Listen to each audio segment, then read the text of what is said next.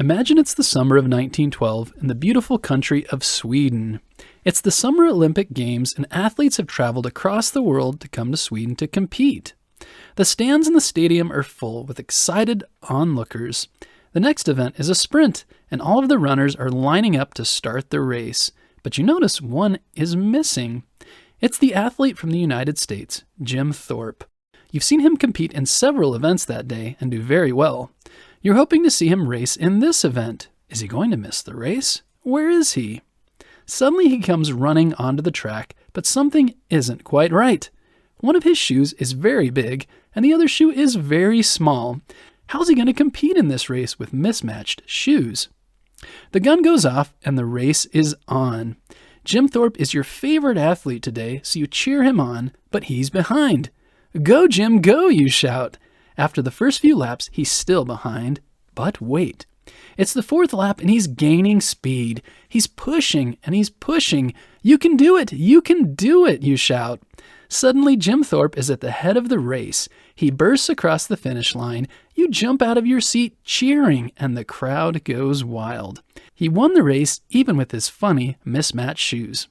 But why were his shoes mismatched, and how did Jim become such a strong athlete? Jim was born on May 28, 1887, in Prague, Oklahoma. He was born on a Native American reservation of the Sac and Fox Nation, and first given the name Wa-Tho-Hook, which means bright path. His mother was Native American, but his father was Irish, so he was also given an English name, Jacobus Franciscus Thorpe. Later he became known as James or Jim. Jim had a tough childhood. His parents were farmers, so he spent time helping them grow crops to survive, but he also learned to hunt and trap animals for food from an early age. He spent much time running across the wilderness of Oklahoma, which gave him strong legs and lungs. This is called endurance, and he was able to run many miles without stopping to catch his breath. Growing up, Jim's parents tried to get him to attend school, but he usually ran away from school at the first chance he got, instead spending time outdoors. There were many hard things going on in Jim's life at this time. His brother and mother passed away, and he and his father argued and fought.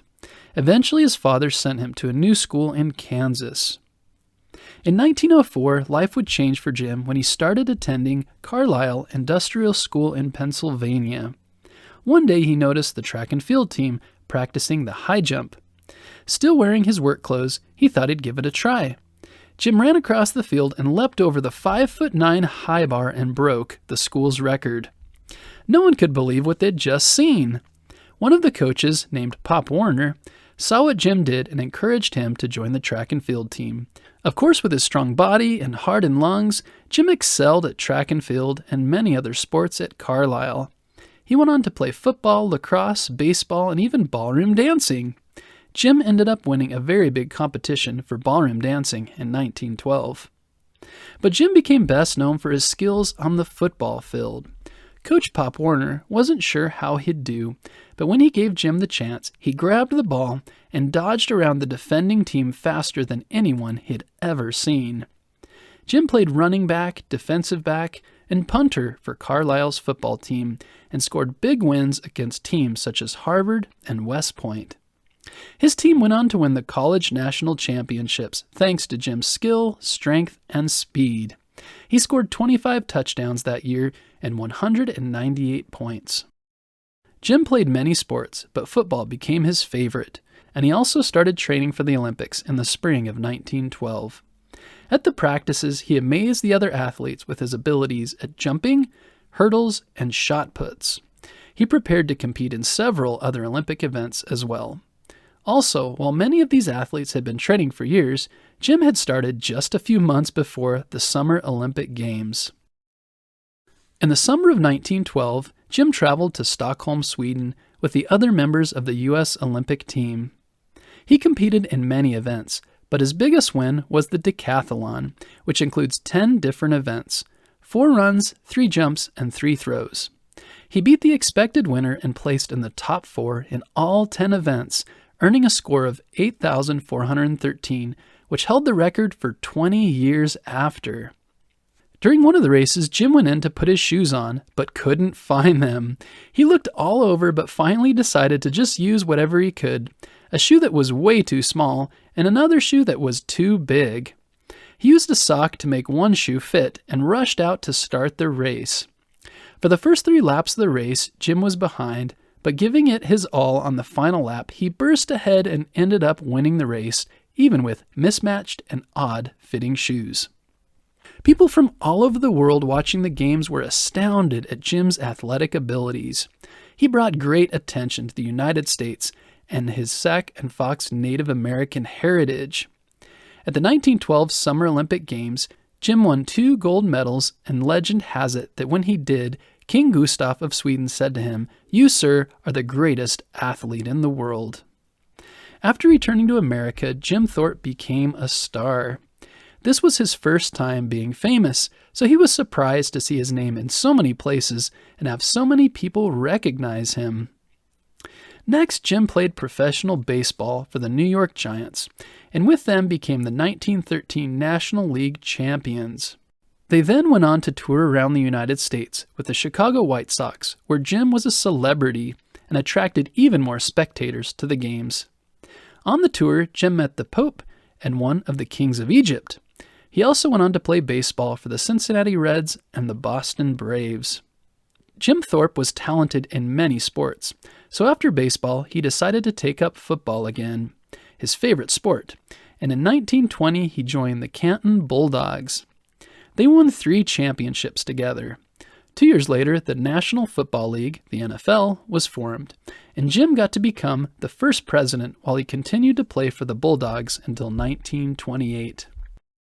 It's not as well known, but Jim also played basketball for 2 years, traveling with a team. Jim loved a variety of sports, and more than anything, just wanted to stay active, doing what he enjoyed most.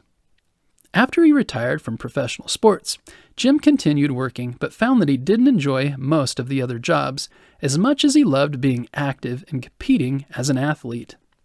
It was also a tough time to find jobs because it was the Great Depression when work was hard to come by. One of the jobs was acting in movies, such as westerns or sports movies. In 1951, a movie was made about him called Jim Thorpe, All-American. In many surveys, Jim Thorpe has been voted the greatest athlete of the 20th century, along with athletes such as Michael Jordan, Muhammad Ali, Babe Ruth, Jesse Owens, and Wayne Gretzky. He was inducted into the Pro Football Hall of Fame in 1963, and in 2018 was printed on the Native American dollar coin. Take a minute to think about what you might learn from the life of Jim Thorpe. Staying active when he was young helped build his body to be strong and healthy.